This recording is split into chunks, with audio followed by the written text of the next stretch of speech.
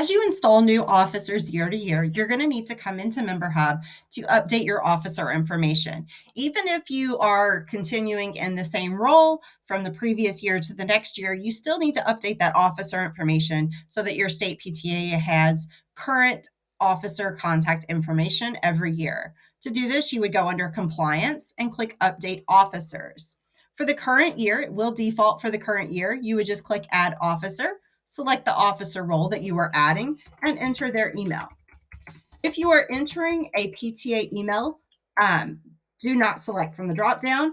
As you can see, when I type in the email, a name will appear from the dropdown. If you are entering an officer with a PTA email, be sure to enter their information and not the option. Do not select the option from the dropdown because it can potentially enter the past officer's name instead of the new officer's information.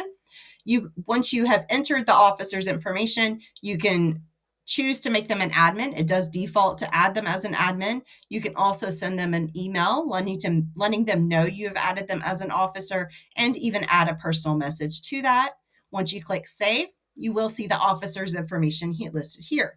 In the middle of the year, you may have someone resign, and unfortunately that does happen. To fix this, you would just simply click on the officer record and click remove, and this will remove them as an officer.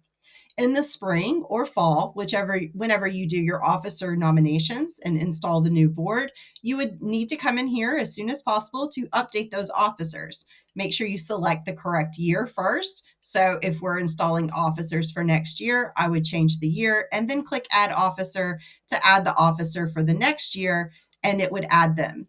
Doing this will make sure that those new officers have access, and anyone who's continued from last year to the current year will also have access as well, because the officer and admin roles do expire on July 1st of every year. So if you do not update those officers before July 1st, you will no longer have access after July 1st. So make sure that you do that every year, update your officers.